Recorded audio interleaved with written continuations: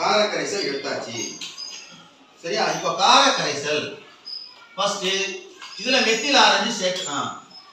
அமில கரைசல் கார கரைசல்ல பினாப்தலீன் சேர்ப்போமா? ஃபர்ஸ்ட் கார கரைசல் என்ன சேர்க்க போறோம்? பினாப்தலீன் சேர்க்க போறோம். கார கரைசல்ல பினாப்தலீன் சேர்க்கிறேன். கார கரைசல்ல பினாப்தலீன் சேர்ந்தா எந்த மாற்றம் ஏற்படணும்? இளஞ்சிவப்புக்கு மாறணும், பிங்க் கலருக்கு மாறணும். மரிஜா மாறலையா? சரி, அவ்வளவுதான். பிங்க் கமிங் சொல்லிட்டு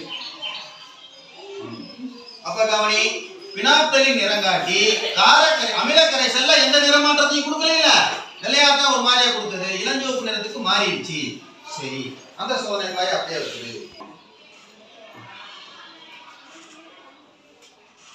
கார கரைசல் எடுத்தாச்சு. இப்ப இந்த கார கரைசல்ல என்ன ஊத்த போறோம்? மெத்தில் ஆரஞ்சு ஊத்தணும். எதை ஊத்தணும்? மெத்தில் ஆரஞ்சு ஊத்தணும்.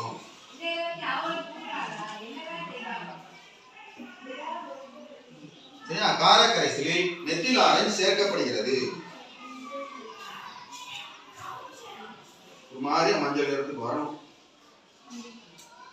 மஞ்சள் வருதா? கொஞ்சம் கலக்கு. இந்த மஞ்சள் தான், இதான் மஞ்சள். லைக் ஆரஞ்சோட வருதா? மஞ்சள் வந்துருச்சா? மஞ்சள் அந்த மஞ்சள் தான் சில நேரம் வரும். இந்த இது ரொம்ப நாளாயிரம் தான் மஞ்சள் தானா? ஆரஞ்சு இல்லையா? மஞ்சள் தானப்பா? மஞ்சள். சோப்பு இல்ல? சோப்பு இல்ல. அப்ப மெத்தில் ஆரஞ்சு கார கரைசலில் என்ன நிறத்தை தருகிறது? மஞ்சள் நிறத்தை தருகிறது. இப்ப இந்த கடைசியில் உள்ள அட்டவணை எல்லாம் செஞ்சு காமிச்சிட்டோமா? அட்டவணை எல்லாமே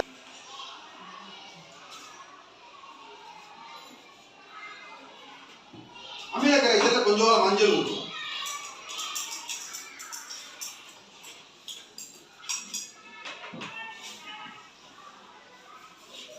மஞ்சள் ஒரு இயற்கை நிறங்க, நிறமாற்றம் இல்லை, மஞ்சளாத்தான் இருக்கு.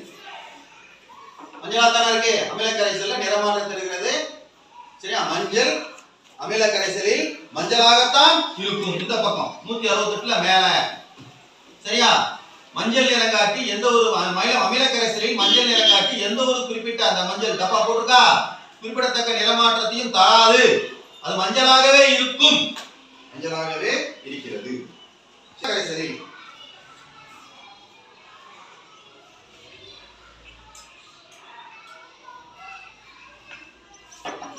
மஞ்சள் எந்த நிறத்துக்கு மாறுகிறது? இப்படி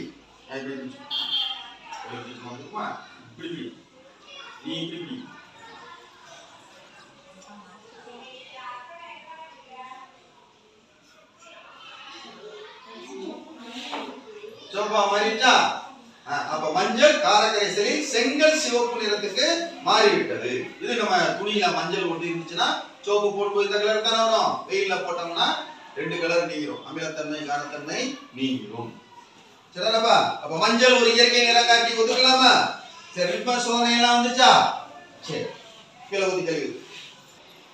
இல்லம்மா, இளஞ்சிவப்பு நிறம், சிவப்பு நிறம், மஞ்சள் நிறம் இதெல்லாமே பினாப்தலீனுடைய நிறங்காட்டியினால் ஏற்படக்கூடிய சோடியம் ஹைட்ராக்சைடு இன்னொரு அமிலத்தை எடுத்துருக்கோம். இந்த உப்பும் நீரும் நல்லா கழுவுலையோ?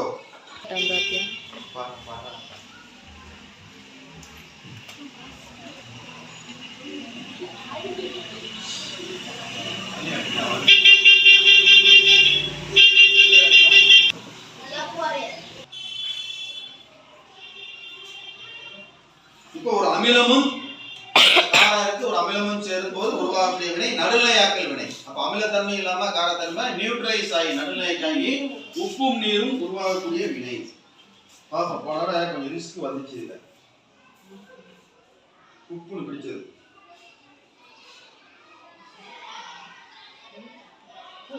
புகை வருது. இது ஒரு வெப்ப உமிழ் வினை. தொட்டு பார்த்தா சூடா இருக்கும். இன்னும் கொஞ்ச நேரம் எச்சரிக்கையா தான் இருக்கணும். நானு